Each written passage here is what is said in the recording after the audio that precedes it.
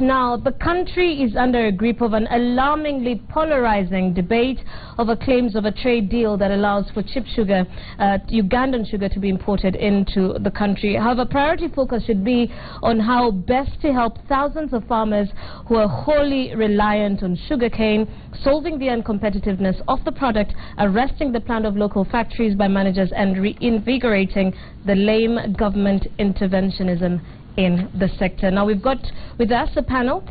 Joash Wamangoli, Chairman of Nzoia Sugar Company. Thank you so much for joining us this evening. We've got Francis Waswa from the Kenya Sugar Cane Growers Association, who will be representing the farmers tonight. Thank you so much for joining us. And Kiprono Kitonye, the Chairman of the Kenya National Chamber of Commerce. Gentlemen, thank you so much for joining us tonight. Kiprono, perhaps we need to start off with you seeking a matter of clarity. You were in Uganda when the trade deal between the governments of Kenya and Uganda happened. Yes, I was, and I think let me be very, very clear about this issue. And I think it's very important for the nation to know that, yes, we did go to Uganda. I led a delegation of 73 business people from diverse sectors of our economy, and we signed a memorandum of understanding with the Uganda National Chamber of Commerce and Industry, which is a broad framework of engagement between the business community in Uganda and the business community in Kenya.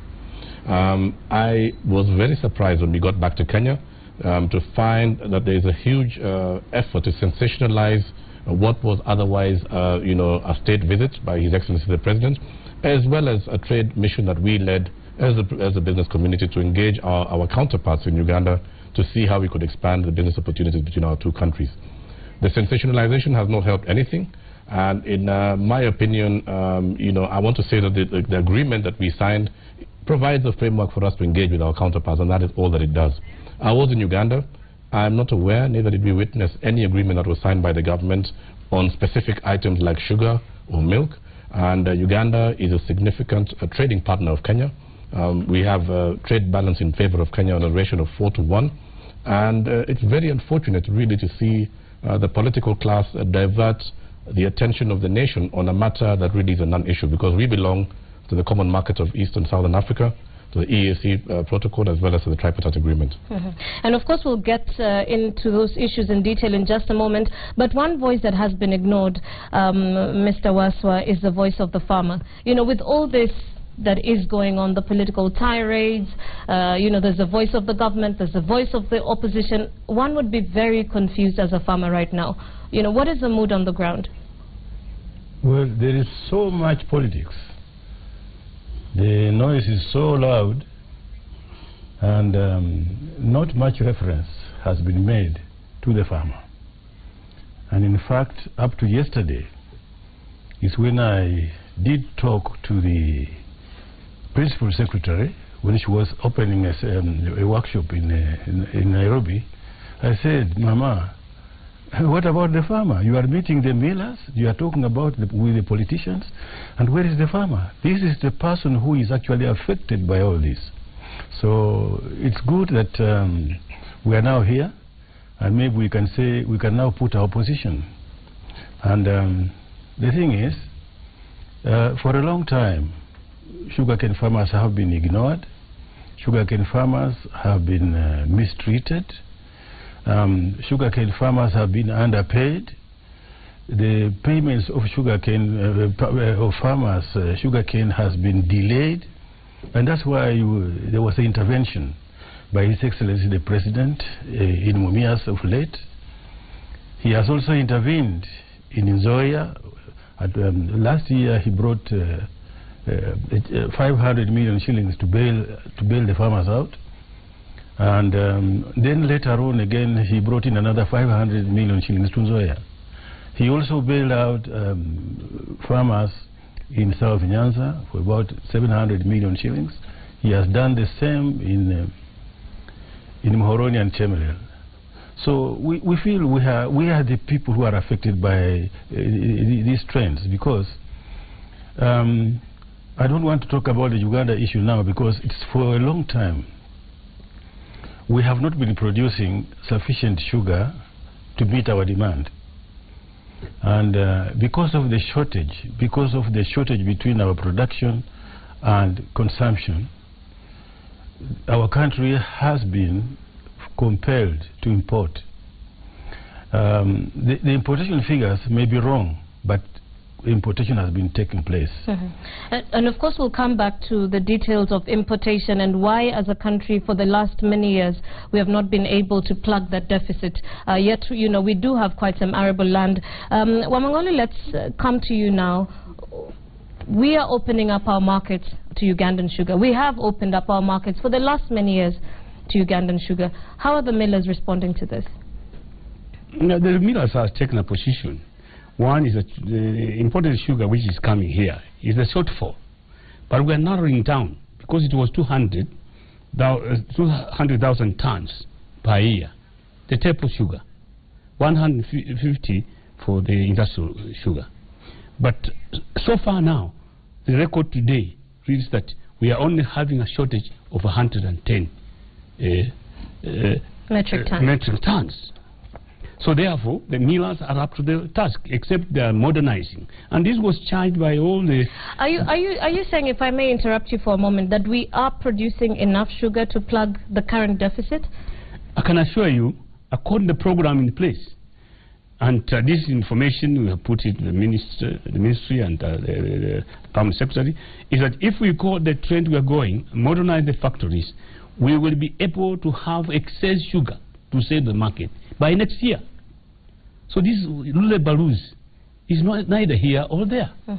And we made it very clear when we met the minister yesterday that so long as certain perimeters are adhered to, the millers will be able to have this deficiency removed. As today when I was coming here, my information is that from the Alpha Director General is only 110 that we need.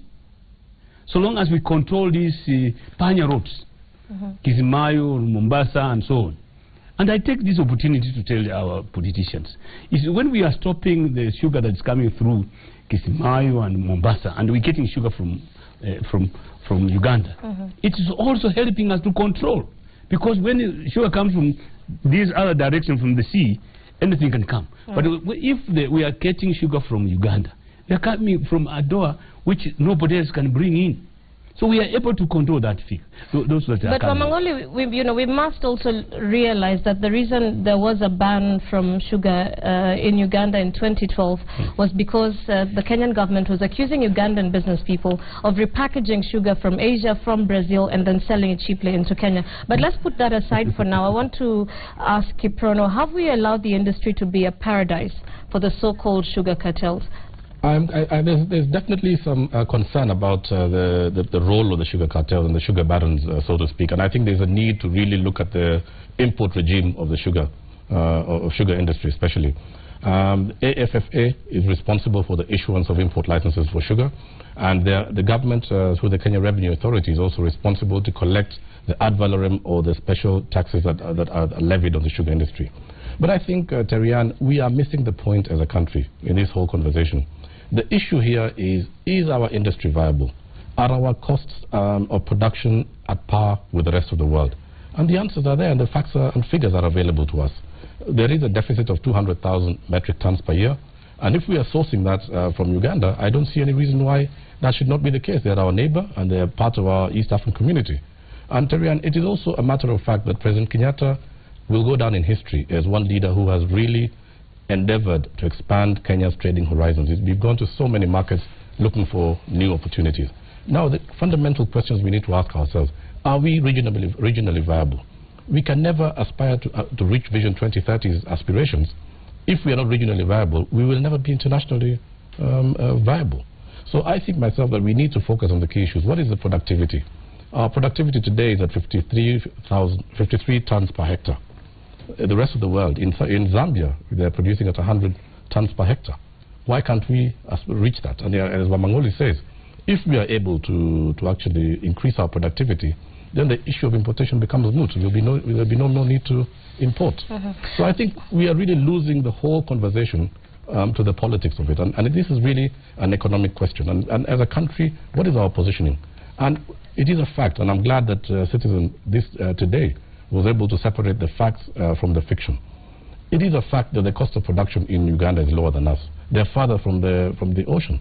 Why should that be the case? We need to interrogate those issues and find out why they are a surplus and we have a deficit. And in fact, I want to ask Wamangoli that in just a moment, but I want to include Waswa in this discussion about the viability of sugar production in this country. You know, reports have been done about how to take our sugar industry to the next step. Countries like Brazil and other countries from COMESA have adopted to new technologies, new systems of growing cane. They grow their cane, it's ready in between 6 to 8 months. We grow ours for 18 months. Is it our researchers who have failed? Is it our farmers who have failed? Is it our government who has failed? Why can we not adopt to modern technologies? I would say that the climate and whatever you have said notwithstanding, we do not need to import sugar if we are producing sufficient for our consumption. For example, right now, our rated capacity is about 30,000 tons per day, which translates at 270 days of crushing. That brings about, it should give us about 810,000 tons, which is sufficient for our consumption. But because we are not crushing at our optimum level, we are only doing about between 65 and 73%. So we are producing about 600,000 tons. That's what allows, in the first place, that is what allows, even if we are producing at an efficient rate, that's what allows us to import sugar. This is unfortunate. Now, accidentally, this debate has brought us, as farmers, to me, it has brought something that we really wanted to talk about. Why is our cost so high? I want to assure you that there are costs at the farm level which are exorbitant. Land preparation costs which are very high, like land preparation in Nyando. The moldboard plow, one plow is 16,000 shillings per hectare, which is very high. In Western, they do the disc plow. The disc plow is around 10,000 shillings. That is already high enough. But the biggest cost, which is against the farmer, is the cost of transportation, which together with the cane cutting sweeps away 40%. Now, we have not obeyed our economists' advice, and whoever is charged with the direction and regulation of the sugar industry has been asleep. We have had all these safeguards from year 2002 up to now, almost 15 years, and yet we have not taken the chance to reform ourselves. And this is now the opportunity. Let us talk, let the politicians talk. We now can come in and we can now say, look, if we are going to have the safeguards are going to end by February next year, and from the 1st of March 2016 to be an open market. And our government has signed protocols from the world to the COMESA and East Africa. You cannot prevent sugar from coming in. So it's our chance now to force proper costs so that we can compete. We bring our costs down, and our economists have said bring down the cost by about 40%. And if we bring the cost by about 40%, and it is possible, it's just the stubbornness of some of our players, and the lack of... Which specific players, so that Wamangoli and Kiprono here, who's representing the business community, can be able to answer some of you see, the players who are really fleecing the farmer are transporters, sugarcane transporters. And legislation is also bad. Our legislation, like now, for example, the Sugar Act, which was promulgated in the year 2002, we had regulations which protected the farmer. Those regulations were never signed by the government, and the farmers remained vulnerable and exposed for all those years. Then comes the AFA Act. There are no regulations, so we are still exposed. So unless these costs are brought down and we have relevant legislation which is favorable to the farmers, or which brings us equity, then we are doing nothing. This is the opportunity now. And the politicians should now see that opportunity and not fight each other. Let us find a solution to reduce costs, to put in proper legislation so that we can bring down the costs. And we can only do that if the government will allow us to sit on a round table and talk. Because for many times, many years, the ministers will talk to the millers, and they don't talk to the farmers. This is the only opportunity we can now tell the government. Talk to the farmers. We also have, and we are 400,000, and together with our families, about 10 million people. We have votes, but then we don't want. I don't want to go into politics to say we shall go this way or that way. No, let us have the situation corrected. This is pure economics. We have no way after 28th of February. We are exposed, so we cannot do.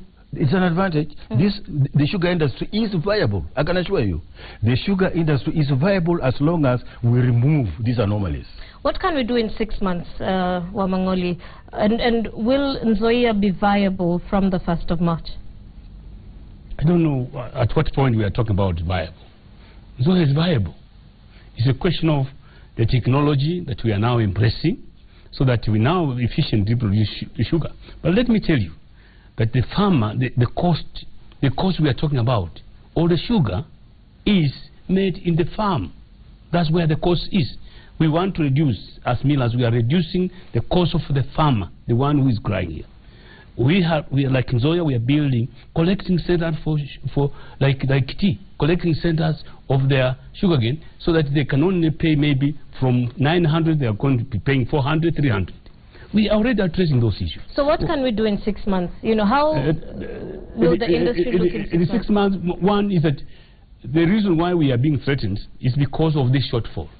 But I'm sure in 6 months, given the programs that has been put in place with millers, we should have sealed up this gap. Because one, the other factories that have come in to now lift up our production, like now Kwal is going to be in operation in the next 2 months, Sukari, Transmara, Utali, which was doing at 2,500, is now going to be at 300. West Kenya is going to be at 4. We are investing Nzoia to go at 5. Therefore, we shall be able to have, of course, what is critical is have Mias put on full course. But with this politics, Mias will close down just like Panpep. Kiprono? I would say that before I even answer that question, let me tell you what I consider obtained in the sugar industry today. We are dealing with bailouts that he talked about, Mr. Waswa talked about right now. We are bailing out our industries. We are dealing with aging equipment. We are dealing with labor challenges in labor because we have the highest labor costs in the East African region. We are dealing with high cost of production. In fact, our sugar is 147% of world wholesale price. It is more expensive than the world price. Now, in 6 months, in my view, one of the things that the government must do and must do quickly is to privatize the government-owned sugar factories. There are 5 of them, and if you compare Kenya to the neighboring countries, 37% of production is in government-controlled sugar factories. If you look at our neighboring country, Uganda, the major production facilities, Kakira, Lugazi, and Kinyara, and the likes, are all privately owned. And there's no shortage of capital in the hands of private sector in Kenya to own those sugar factories. And it is a matter of fact that they will be more efficient if they're privately held. Number 2, I think we also need to look at diversification of where sugar is grown. I mean, we've been dealing with the same belts for the longest while. We've never renewed the equipment, and we expect a different result by not changing the way we do business. And I think for the longest while we've been dealing with protectionism. The free market envisages a free movement of goods and services in the region. We cannot forever continue to extend protectionism on our sugar industry, even though Article 61 and 83 of COMESA and 77 and 78 of the Eastern African Community Protocol allow for protectionism. But we cannot live in an environment where we want to be protected forever. Let us make ourselves competitive. Number 3, I think the President needs sooner rather than later to appoint a substantive cabinet secretary in agriculture. This still controls 27% of GDP, and we cannot have an acting CS there. We need to have a substantive CS taking charge of this industry, and we need to increase the government spend in agriculture to the 10% envisaged by the Millennium Development Goals. That is the only way we can make ourselves viable. It's an economic issue, not a political issue. Very quickly, Wamangoli, your thoughts on privatization? My comment is either here or there. Privatization does not answer, because Mumias was privatized. It's the worst case. All what we want is that let's get the managers to perform as much as the other private institutions. Because this issue of privatization, as if it's going to bring around Jesus to save, does not, to me, work well. All the privatized companies of the government, go to Kenya Airways, go to Mumias, it has issues.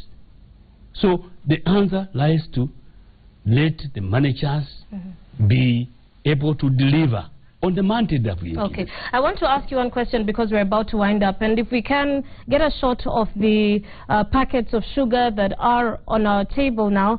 We've got Sony, we've got Lugazi, we've got One Return Economy, we've got Cabras there, and we've got one called UGT. Is there a system by which the government can know that this is a product of Uganda, this is a product of, because some of the sugar that we see here, we only see who the trader is, but we do not know where the product originated? I can assure you, all this sugar, if like you go to Nzoia, if you give our boys in Nzoia, they will tell you this is a sugar or they are not their sugar. All what we are discouraging is this sugar that you are seeing there, gold, sugar, and they don't say what it's coming from. These are the sugar which they are coming through Mackenzie Way. They don't pay taxes, and somebody somewhere in this country has now installed a packaging machine and producing this on the shelves. We have asked the Kenya Bureau Standard yesterday. The MD and his team must be in charge of these things. Once these things are corrected, these rule-abaloos will just stop. The second thing is that all our sugar industries today, we are gearing up to have cogeneration. Ethanol, papers, also bricks for boilers, making all those things. Once we get those things in line, our cost will automatically come down. And as we are moving, the cost of the farm also coming down. We want also the factory cost to come down. And that's the only answer. All right. I want to get your final thoughts, and perhaps with that, if you can all just chip in, why do we have an obsession with sugar? When we look at developing markets where sugar is doing very well, they're actually producing ethanol, and sugar is a byproduct of that. And some of our local millers had actually started that. Kiprono, final words? My final word is that sugar is an important commodity. I mean, it is consumed every day in every country by the entire population, and there are several people involved in the sugar value chain, from production to processing to distribution. So we cannot ignore the fact that it impacts on us in several ways. But my final word is, let's not make it a political issue. And as a country, we will continue to lose our competitive advantage for as long as we make everything politics. The first thing in the morning is politics, and the last thing of the day is politics. I think I would like to challenge the leaders of this country to instead sit around the table and let's have an economic discussion. Let's look at the fundamentals. Let's look at our viability as a country. Let's look at our industries inwards. And I still disagree with Wangoli. I still think privatization is the way to go. If we were to do a case study of firms that are publicly owned and those that are privately owned, Mumias is not a good example, but by and large you will find that majority of the more efficient companies are those that are privately owned. And I would like to still suggest that we need to go with that model, and we need to look inward at our own productivity. Waswa, as we wind up, who will be the voice of reason for the farmers? Well, we are here, and we have you didn't get our title right. We are the Kenya National Federation of Sugarcane Farmers. And maybe to wind up, very quickly, we have already said that if we can bring down the costs, but we need a task force which will steer us for the remaining months to the end of commercial safeguards. Now, on the question of diversification, it's a pity that cogeneration, Mumias was producing electricity, but the rates at which they were being paid for were discriminatory. They were different from the other generation from the other groups. Then the question of ethanol, this is a gold. But look at the KRA. They put on a tax of 120 shillings per litre. Then that's what is killing the ethanol coming from the sugar mills. So I would appeal that as a final matter, privatization, I would say yes. You are doing this purely on managerial level. But also, if this was not, let us be honest, if these sugar mills were not in Western, they were elsewhere, surely no. They would say privatize, so that the black man can also take part in this production. For this purpose, I become tribal, I become ethnical, so that the black man can also take part in this big industry. All right, it's an emotive issue indeed, Mr. Waso. Mangoli, your final words? My final words is that I would like our brothers, as millers, we are geared up. We have put our roadmap, and we've told the Cabinet Secretary yesterday that leave alone the politics out of it. We are going to achieve the shortfall if the government is going to support us. And we are grateful to His Excellency the President and his deputy. They have been on our forefront.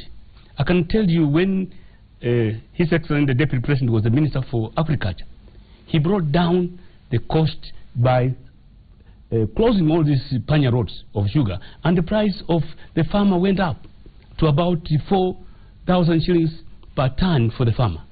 So once that is controlled, and you cannot do without the government, once that is controlled, the farmer will get value for his cane, and also because there's a lot of sugar which have not been harvested, and that's money being wasted. We would like to appeal to His Excellency the President to immediately put in measures in place for expanding especially the government factories, to expand so that they can harvest the cane which are being wasted, and yet we are crying for sugar coming in. Once that is closed, then we shall have no import at all. And we have even now, Kibos is going to now manufacture the refined sugar. So we shall not, which is about 150,000 tons a year, which has already been imported free of duty. Now Kibos is going to manufacture. We let that come in yesterday. And we feel that with the cooperation with the President and the government, we shall go a long way to revamp this industry. Not the way they are doing it. Because some of our brothers who are ministers in foreign affairs, they were signing this thing. They know it, that these shortages are real, and we must address it by bringing in. But what we are concerned is the sugar that are brought here by parrots, and they don't pay duty at all. That's what affects the farmer. Not this which comes in a structured way. Not the one which is going to come from Uganda, or if they don't come from Uganda, ask them they want them to come from where. So that where they are coming from can be able to seal this gap. Like I've said, finally, is that we only now dealing with 110. Our projection as millers, we shall have an excess next year about 60 or 160 tons also to trade in this region. And we need to modernize the factories, South Nyanza and Zoya, and more importantly, the Mumias case. These are cases you cannot do politics on it, because they were unable to help Mumias. They were not even putting any cent to help Mumias. When the president comes in and debut to put in, they are now questioning only 1 billion. All right, now you're taking us back to the politics, so we will wind up there. Thank you so much for joining us, Kiprono Kitonyi, Chairman, Kenya National Chamber of Commerce, Joshua Mangoli, Chairman Zoya Sugar Company and former Member of Parliament of Webuye. I guess once a politician, always a politician. And we've got, of course, Francis Waswa. I'll get your title right now from the Kenya National Federation of Sugar Farmers. Gentlemen, thank you so much for joining us as we discuss the way forward for Kenya's sugar industry.